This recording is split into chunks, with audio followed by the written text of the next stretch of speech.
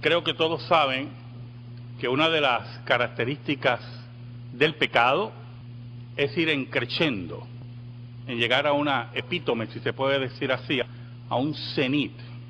Nunca el pecado, y esto tiene que estar claro, nunca el pecado va a estar quieto. El pecado es inquieto, el pecado es creador, el pecado es ingenioso. Y cuando hablo del pecado, ¿verdad?, no es la entidad en sí del pecado, sino a aquellos por los cuales el pecado toma acción, que somos los seres humanos. Y los seres humanos somos ingeniosos en la pecaminosidad. Por eso, cuando hablamos del aborto, los abortos que se hacen hoy no son los mismos que se hacen hace 40 años. O sea, ha habido un avance para ser bien creadores en cómo cortar a un niño dentro del vientre de su madre. Y así sucesivamente el pecado, ¿verdad? Esta semana estaba viendo un especial, vi una parte nada más, yo dije, verdaderamente el pecado es muy ingenioso, pero definitivamente cuando el pecado no tiene directrices, cuando no tiene límites por la ley de Dios, el pecado va a ser creativo. Estaba viendo un especial y me acordé del hermano Carlos Pérez porque él había hecho un comentario sobre el matrimonio homosexual que a mí me dio mucha luz, de un grupo de personas que eran entrevistados, un especial de Showtime sobre el matrimonio en grupo. Un grupo de personas que viven en una casa, hombres y mujeres, y entre ellos se han casado. No es poligamia, la poligamia es otra cosa, el matrimonio en grupo. Y entonces yo empecé a oír el especial y a oír las razones por las cuales ellos vivían en grupo, y usted tiene que saber que la primera palabra que salió, la primera frase fue derechos civiles. Y cómo se han pervertido los derechos civiles por el pecado. Y aquello que era derechos civiles dentro de la ley de Dios, cuando usted lo ve fuera de la ley de Dios, el pecado es creativo. Avanza. Y usted ve hombres y mujeres que no se sonrojan frente a las cámaras para hablar de su matrimonio en grupo, que yo sé que a la larga terminará mal. Porque quiero que usted sepa que eso nada tiene de nuevo. Y siempre terminó mal. Yo quiero que usted me acompañe a Mateo capítulo 12. Mateo 12, versículos del 46 al 50. Dice así la palabra de Dios, en el nombre del Padre, del Hijo y del Espíritu Santo.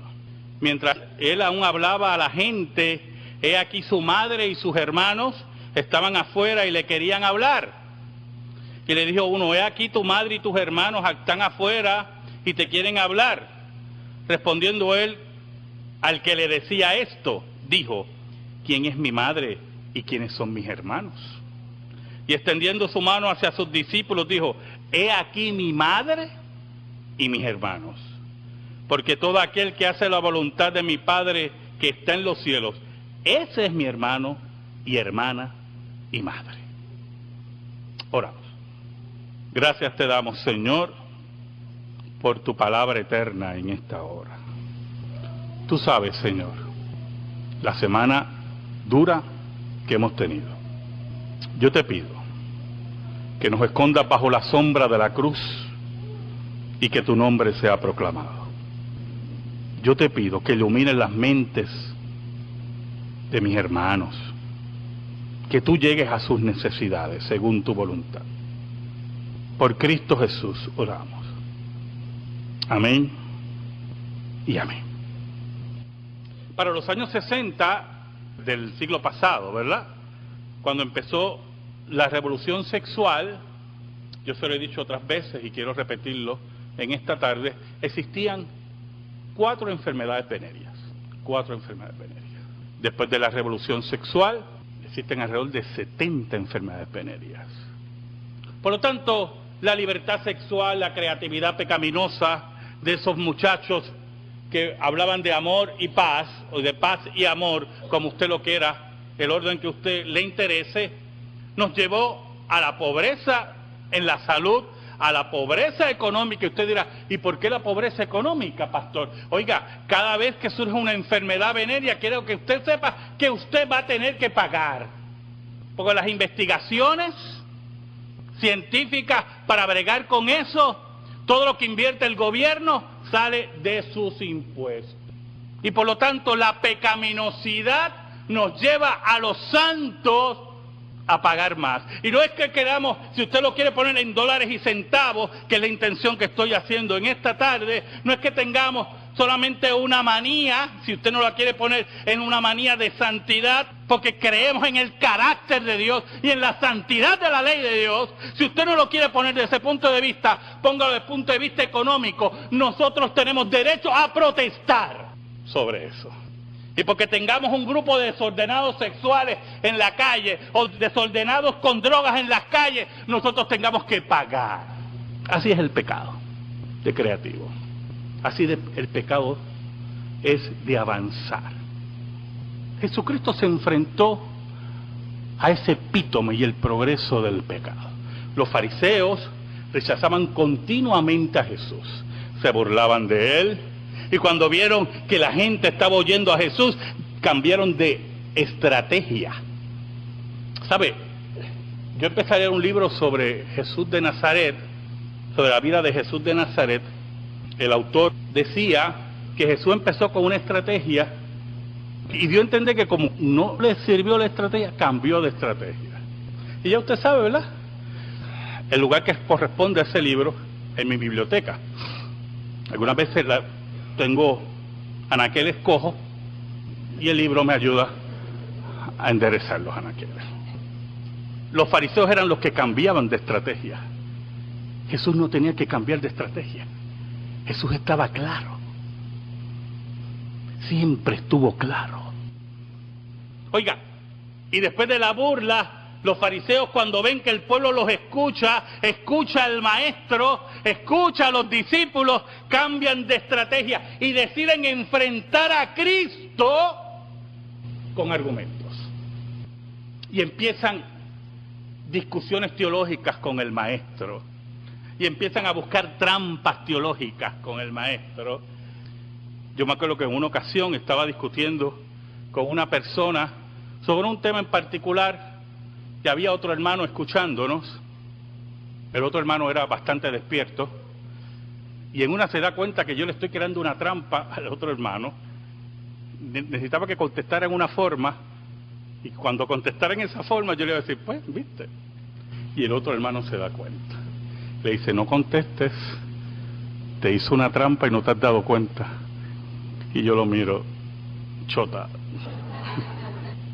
Oiga, y Cristo salía airoso de cada trampa, pero llegó un momento en cada trampa de los fariseos que eran pecaminosas, discusiones teológicas pecaminosas de parte del fariseísmo que rechazaba a Jesús, que llegaron al epítome del pecado cuando las obras de Cristo fueron declaradas hechas por Belcebú. Ahí Cristo introduce el famoso discurso del pecado contra el Espíritu Santo, el pecado imperdonable. ¿Y qué es el pecado imperdonable? Algunos padres de la iglesia decían que el pecado imperdonable solamente se podía hacer en el siglo I, en el ministerio de Cristo. No podían definir cuál era el pecado imperdonable contra el Espíritu Santo, y decían que era un pecado del siglo I. Lamentablemente, eso no se sostiene en la investigación del texto, porque Cristo decía que este pecado no iba a ser perdonado ni en este siglo. Otros decían que el pecado imperdonable es rechazar a Cristo, porque en última instancia, al final de los tiempos, cuando usted sea juzgado, si usted rechazó a Cristo, está condenado. Pero no es tan simple, porque muchas personas en su vida, antes de que hubiera el llamado irresistible de Dios, el llamado interno, rechazaron a Cristo. El llamado externo. Posiblemente algunos de ustedes aquí oyeron del Evangelio, por mucho tiempo y rechazaron el evangelio hasta que Dios los llamó internamente. Otros decían que como los fariseos habían dicho que las obras de Cristo eran las obras de Belcebú, y Cristo refutó eso muy bien, porque Cristo dijo, ¿cómo un reino puede estar dividido por sí mismo? Pero muchas personas rechazaron a Jesús, posiblemente relacionaron sus obras con algo maligno, y después Dios los llamó y los salvó. ¿Qué es el pecado imperdonable? ¿Sabe, hermano? Una pista es cuando Cristo dice que cuando se habla contra el Espíritu Santo, y el término hablar contra el Espíritu Santo es interesante porque Cristo no está diciendo que no creen en el Espíritu Santo, sino que hablan, pronuncian. Y los teólogos reformados y la teología reformada cree que cuando hablamos del pecado imperdonable, estamos hablando de un pecado que tiene que ver mucho con la interioridad del ser humano, con la psiquis del ser humano. Era evidente, hermano, escuche, era evidente que Cristo venía de Dios. Las obras que hacía Cristo eran las señales del reino. Yo quiero que usted entienda algo. Hay una señal del reino predominante en el ministerio de Cristo. Predominante. Y es la resurrección de los muertos. Usted puede disfrazar muchos milagros, pero la resurrección de los muertos usted no la puede disfrazar. Y los evangelios registran 3 resurrecciones de muertos, pero Cristo hizo muchas más. Y usted dirá, pastor, ¿y por qué usted dice eso? ¿Sabe algo? Cuando Cristo empezaba su ministerio, póngale 1 mes, 2 meses, los discípulos de Juan, Cristo estuvo 3 años y medio en el ministerio, 3 años y medio, público. Los discípulos de Juan fueron donde Jesús. Venimos con una pregunta de parte de Juan. ¿Cuál es? Juan pregunta que si tú eres el que venía o esperaremos a otro. Y sabemos por qué, ¿verdad? Lo hemos dicho muchas veces, Juan está encerrado, la muerte le está respirando. Y él dice, caramba, ¿qué pasó aquí? La contestación de Cristo es muy importante. Dile a Juan que los ciegos ven, los sordos oyen, los cojos caminan, y los muertos son resucitados. ¿Usted oyó? Prácticamente en el comienzo del ministerio de Cristo, ya Cristo había resucitado muertos. Y por lo tanto es una señal inequívoca de que Cristo era el Mesías y el enviado de Dios en la resurrección de muertos. Era para que los fariseos y la autoridad religiosa de Israel rindiera su corazón a Cristo. Por eso la teología reformada dice que el pecado imperdonable tiene que ver mucho con la interioridad y el acto pecaminoso del hombre de rechazar a Dios. No es un simple rechazo a Dios, es un empeño pecaminoso de rechazar lo que te dice tu conciencia, lo que te dicen las señales de que Cristo era el enviado. La evidencia contundente de que Cristo era el Mesías. Y no solamente un rechazo total al ministerio de Cristo por odio, profundo coraje y por no perder privilegio, sino relacionar las obras de Cristo en su pecado. Le dije que el pecado que escala, no se queda ahí, relacionar las obras de Cristo con Belcebú. Cuando usted le presenta el evangelio a una persona racional, sin entrar en ciertas emociones que no son equivocadas, de la predicación del evangelio, sentarse racionalmente a hablar con él, y usted lo compara con otras religiones, y usted dice, mira, y tú ves que todos estos fundadores de religión son polvo, pero el cristianismo dice que Cristo venció la muerte, y la evidencia increíble de la resurrección de Cristo, y racionalmente rechazan el evangelio, y al mismo tiempo se levantan en odio contra el evangelio, y algunas veces se regocijan en su pecado. Esta semana murió una famosa cantante latinoamericana, Chabela Vargas, la gran cantante nació en Costa Rica, pero ella se considera mexicana, una cantante de rancheras tremenda. Ella la entrevistaba, yo creo que tiene un lugar allá abajo, pero ella la entrevistaban y ella decía, mira hermano, con unos dones tremendos, ¿verdad? Canciones rancheras, no todo el mundo le gusta eso, pero era esa mujer que cantaba en cafetines, ahí, ¿verdad? En barras de esas. Oiga, y grabó muchos discos y a mí me gustó oír esa voz ronca de ella y ella decía, yo siempre fui una borracha. Y qué cosa tremenda. Y yo miraba la entrevista y ella se sentía orgullosa de ser una borracha. Yo sé que ahora está totalmente sobria. Yo estoy seguro que se le quitó toda la borrachera. Pero ¿cómo se enorgullecía de ser una mujer borracha de su pecado? Y el epítome del pecado de los fariseos llegó a tal que viendo las evidencias increíbles de que Cristo era el Mesías, y su corazón le hablaba, este es el enviado, y las evidencias por todos lados, y muertos resucitados, rechazaban a Cristo. Y escaló su pecado a tal punto que relacionaron las obras de Cristo con Beelzebú. Algo que tiene que ver con la intimidad de cada ser humano, que solamente Dios conoce. Ninguna persona que ha cometido el pecado imperdonable va a pedir oración por él. Los que fueron pentecostales aquí, Kevin pidió muchas veces porque creía que había cometido el pecado imperdonable.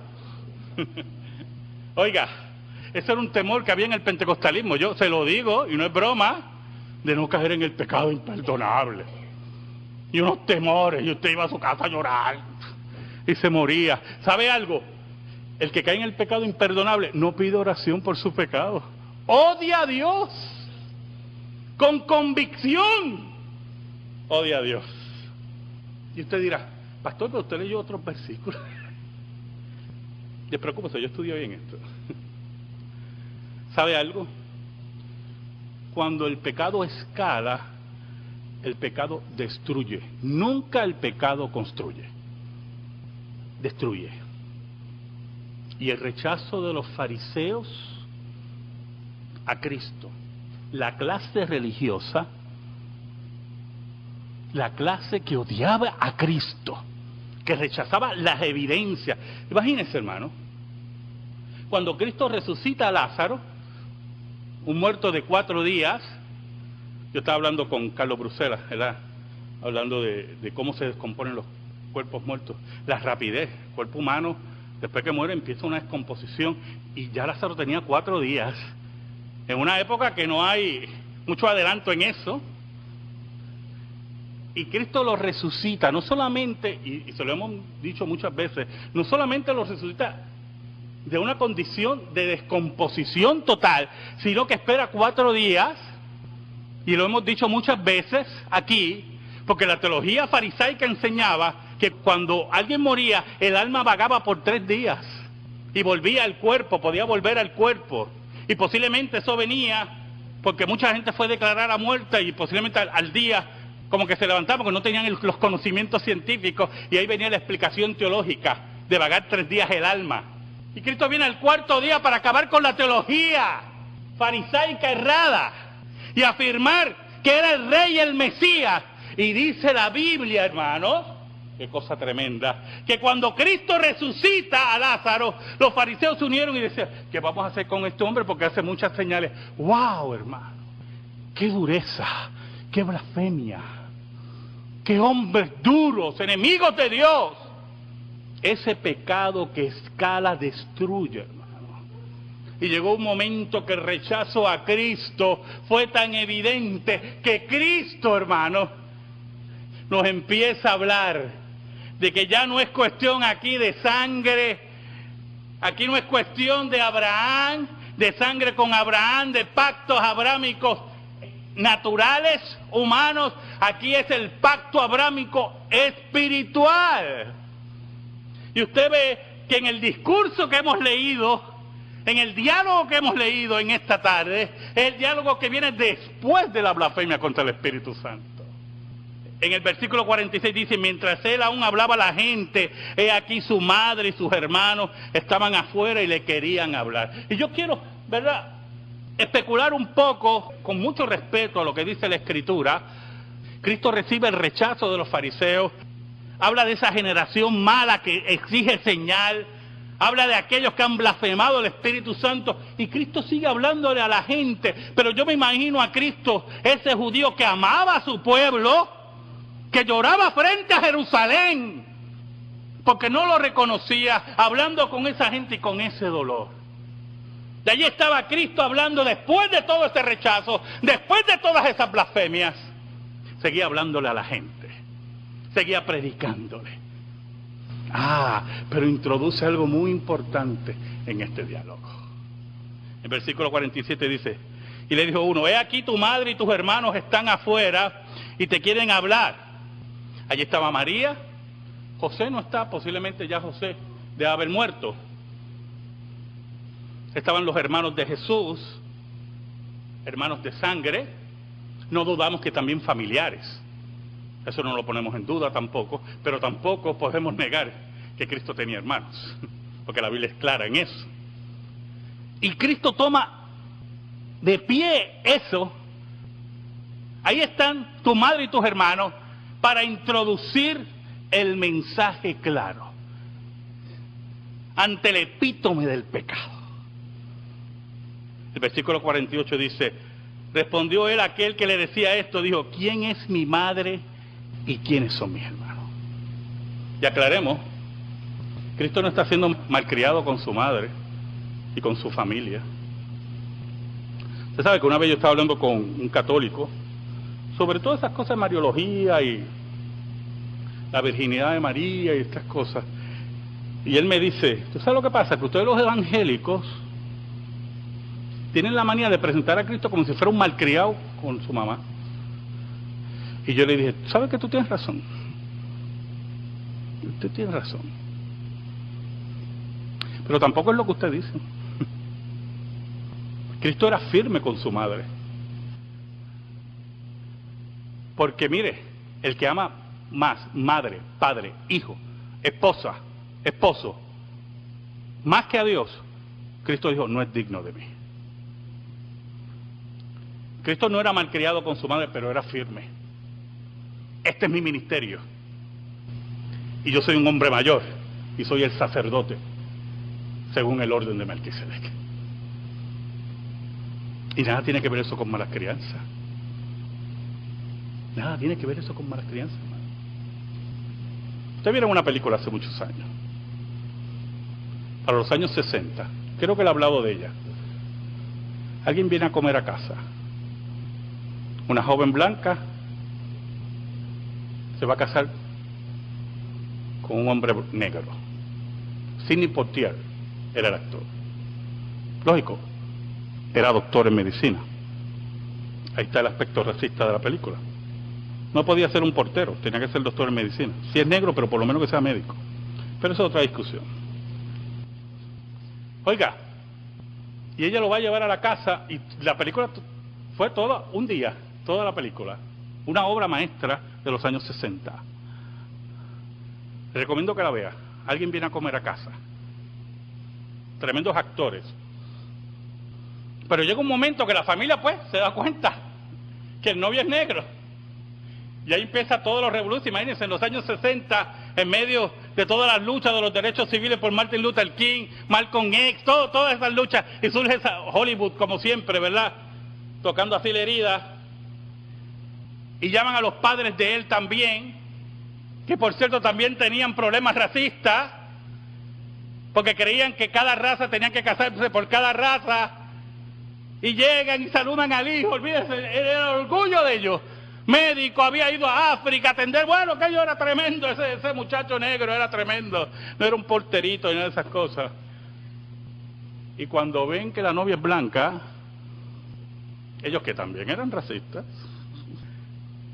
se estremecen. Y en una el padre llama aparte a su hijo y le dice un montón de cosas. Él se había retirado, la vi tantas veces que me acuerdo hasta el oficio que él tenía. Él era cartero. Se había retirado, Kevin, del servicio postal, Y él le decía, mira, yo que he caminado millas para que tú estudies, y esto y lo otro, y para que la madre había luchado tanto, mira, aquello fue un discurso de eso que usted oye a cada rato. Y cuando él lo dejó hablar a su padre, diciéndole, tú nos debes esto, tú nos debes lo otro. Y después que él termina, Sidney Poitier le dice, empecemos lo siguiente, yo no te debo a ti nada, porque lo que tú hiciste lo tenías que hacer. Yo soy tu hijo y ese es tu deber. Yo soy un hombre ahora y yo tomo mis decisiones. Y le dijo las verdades. Y al final le dice, padre, yo te amo, pero yo me voy a casar con esta muchacha. Y no fue malcriado. Y cuando Cristo dice, ¿quién es mi madre y quiénes son mis hermanos?, le dice a este hombre, ¿quiénes son?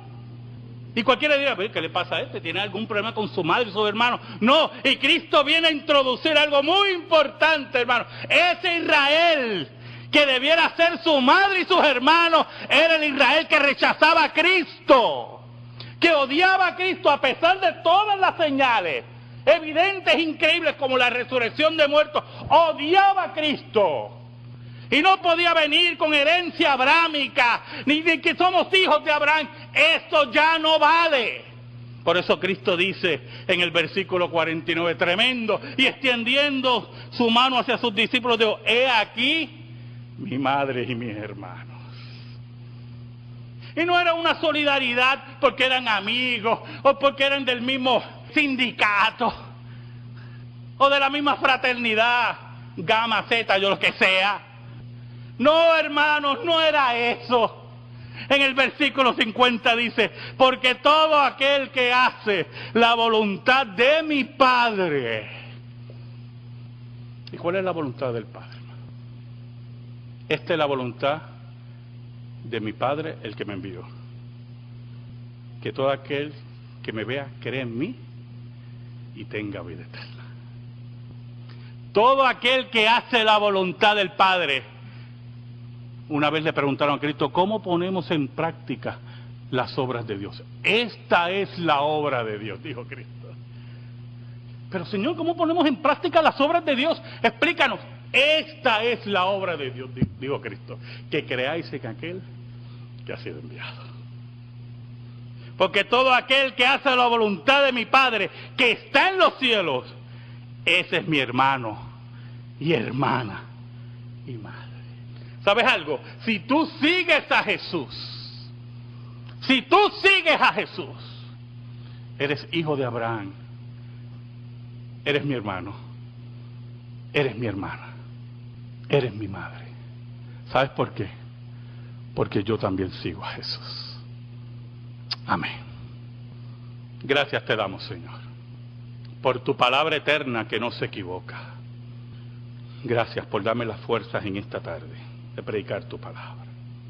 Bendice a mis hermanos, bendice sus familias, sus hijos, sus nietos, sus bisnietos, bendice sus trabajos, bendice sus negocios, en el nombre de Jesús. Pero que sobre todas las cosas se cumpla tu voluntad en sus vidas. Por Cristo Jesús oramos. Amén. Estamos en silencio, hermano.